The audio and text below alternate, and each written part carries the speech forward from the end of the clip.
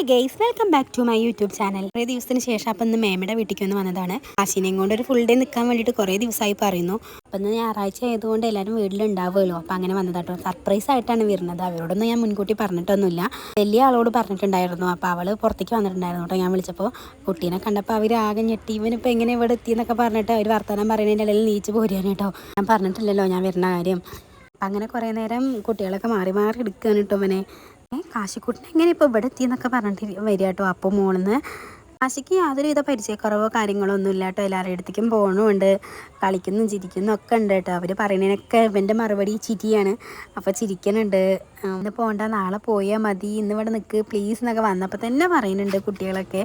കാരണം അവർക്ക് കാശിയുടെ കൂടെ കുറേ നേരം ഇരിക്കാമല്ലോ. മേമ എനിക്ക് നല്ല ഇഡ്ഡലി സാമ്പാറും ഉണ്ടാക്കിയിട്ടുണ്ട്, കഴിക്കുക പറഞ്ഞപ്പോൾ അങ്ങനെ കഴിക്കുകയാണ്. ഞാൻ കഴിച്ചിട്ടൊക്കെ തന്നെയാണ് വീട്ടിൽ നിന്ന് വന്നത്. പക്ഷെ എന്നാലും ഒന്ന് ടേസ്റ്റ് ചെയ്യാൻ വേണ്ടി കഴിച്ചു. ഞാൻ വരുമ്പോൾ വീട്ടിലുണ്ടായി മാങ്ങ കൊടുത്തിട്ടുണ്ടായിരുന്നു കേട്ടോ. അല്ലുവിന് ഭയങ്കര ഇഷ്ടമാണെന്ന് പറഞ്ഞിട്ട് അല്ലു വന്നപ്പോൾ തന്നെ എടുത്ത് കഴിക്കുന്നുണ്ട്. കാശി പിന്നെ ഇവരെ മടിയിൽ തന്നെയാണ്. എപ്പോൾ തുടങ്ങിയതാണ് നിൻ്റെ അടുത്തേക്കൊന്നും വന്നിട്ട് ഒരു ഇല്ലേക്ക് ഇവരെ കിട്ടിയിട്ടില്ല കേട്ടോ. അങ്ങനെ കുറേ നേരം അവരിങ്ങനെ വർത്തമാനം പറഞ്ഞിട്ട് ഇരുത്തിട്ടൊക്കെ ഇരിക്കുന്നുണ്ട്.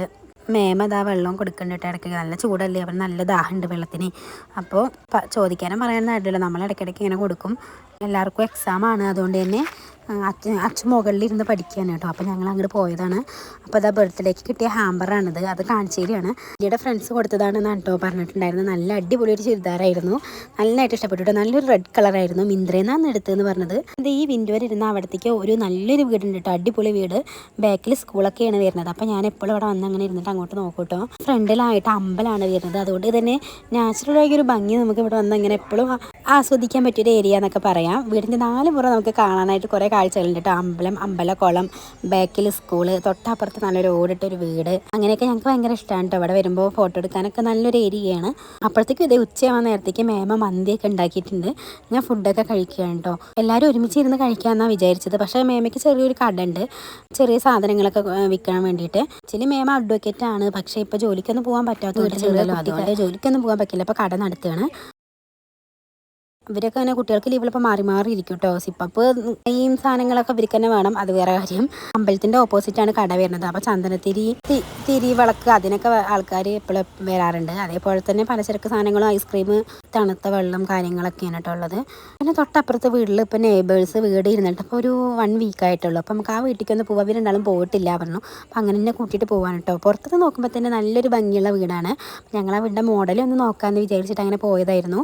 അവരിതിന് പിന്നെ റെൻറ്റിനാണ് താമസിച്ചായിരുന്നു. അപ്പോൾ ഇന്ന് സാധനങ്ങളൊക്കെ ഇങ്ങോട്ടേക്ക് മാറ്റിയായിരുന്നു.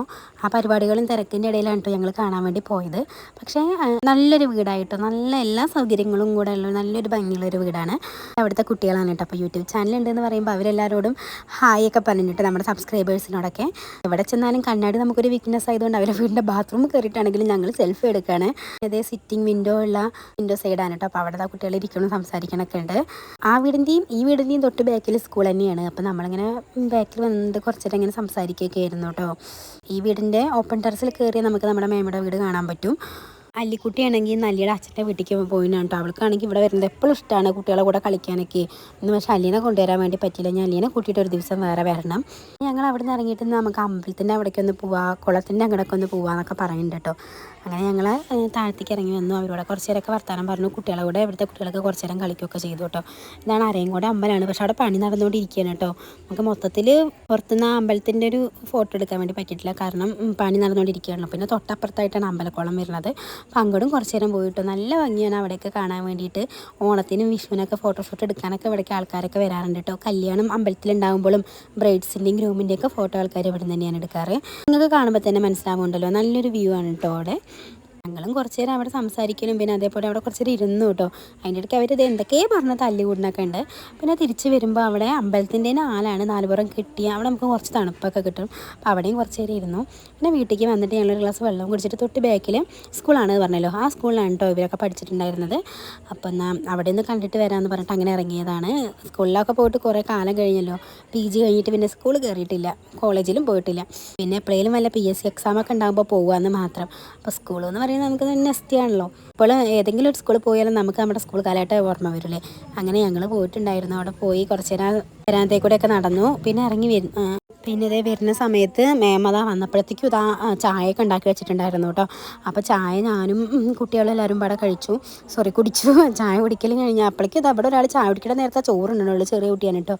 അവൾ ചോറ് കഴിച്ചു, ഞങ്ങൾ ചായയും കുടിച്ചു.